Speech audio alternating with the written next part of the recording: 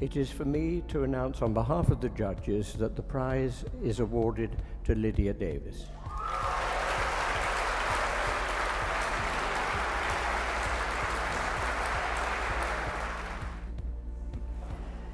Well, I hadn't really prepared anything because I really didn't expect this. I was so pleased to be a finalist that was really enough. And it is enough to be a finalist. So that was just wonderful. And so now I'm a little short of words. I've met my co-finalists and I admire them all. Some I haven't read, some I have read. The ones I haven't read, I'm looking forward to reading. I met them 2 nights ago and we had a wonderful reading together. I'm very honored to be in their company. Some I read many years ago. I think what I would say is that it's really wonderful to be a short story writer and win this prize, because often fiction is equated with writing novels, but there are the humble practitioners of the short story too.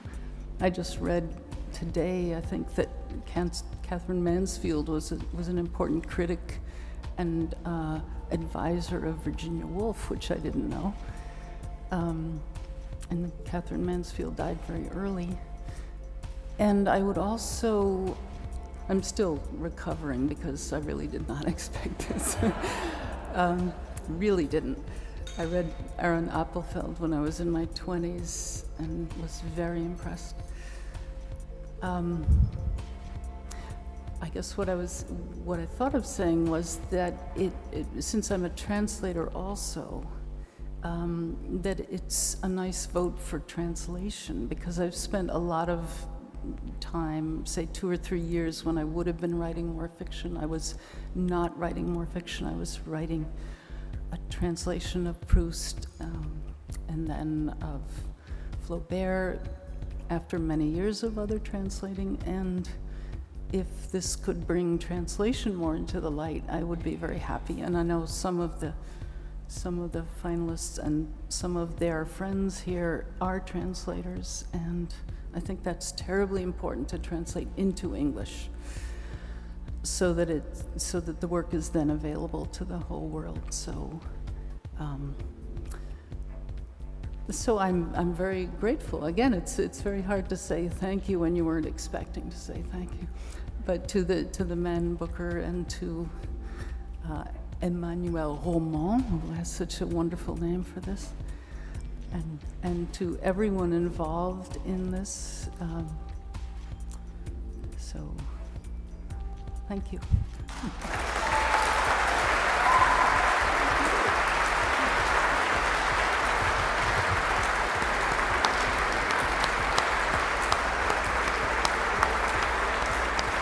We did not need to be reminded of the splendor of the list because of the admirably succinct film that we saw, reminding us, bringing home to us who these writers are and why we are grateful to those who could be here this evening and to all of them for their writing. I'll speak for 5 minutes about the art of Lydia Davis. The collected stories consist of more than 700 pages, 200 writings, the shortest a sentence or even less, the longest about 40 pages.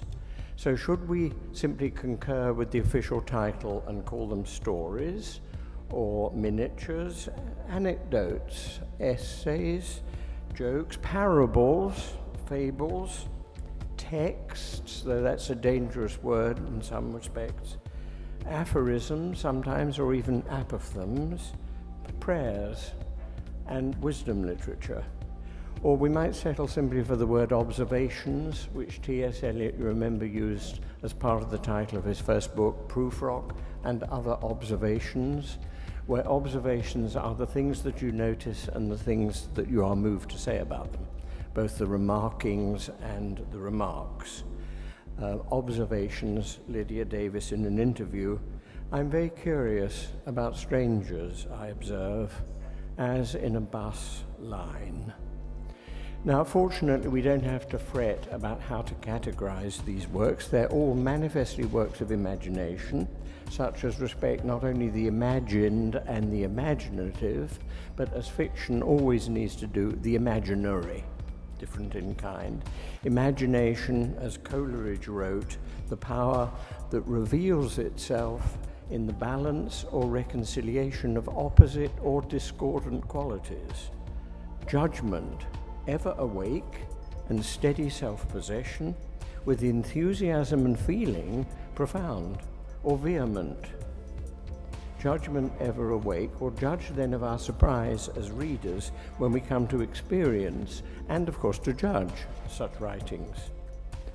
The good taste contest.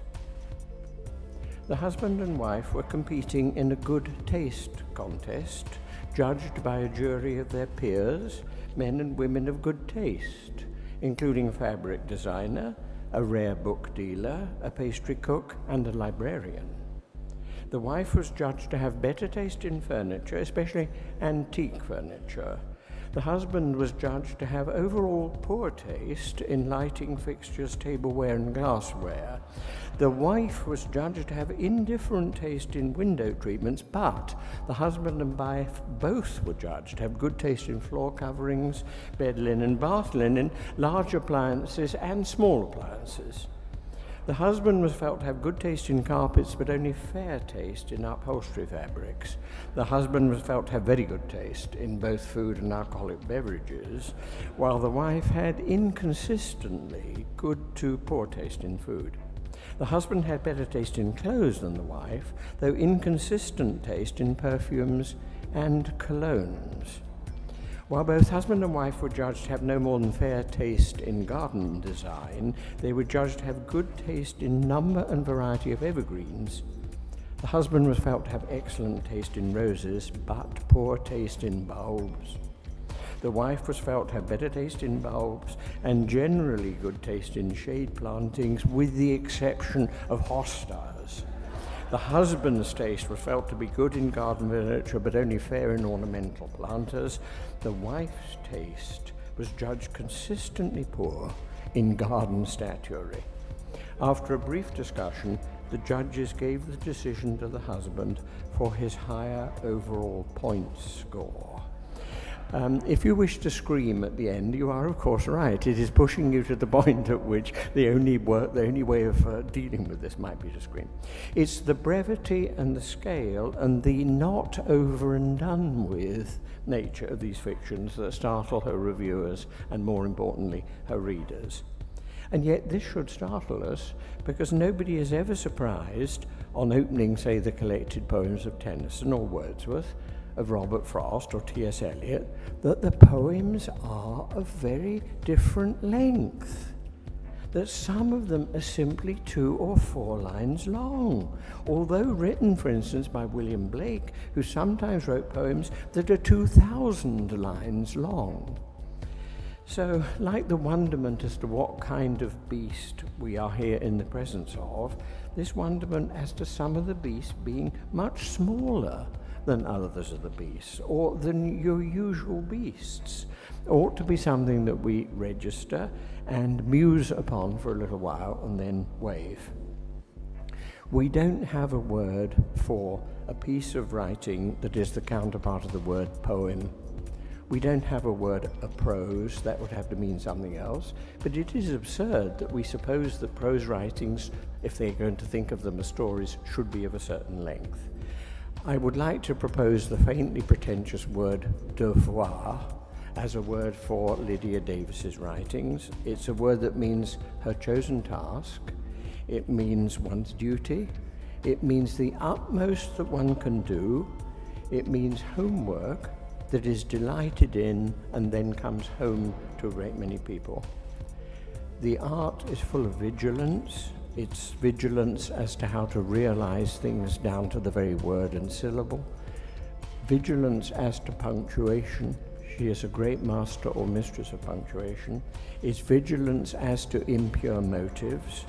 Vigilance when it comes to her own experimentation, where she does not repeat the things that she has newly done. and its vigilance as to there being no room for repeating what even really matters. She doesn't wish her writings to be called poems, and I like to think this is because she resists the terrible condescension that for centuries poets have visited upon prose writing.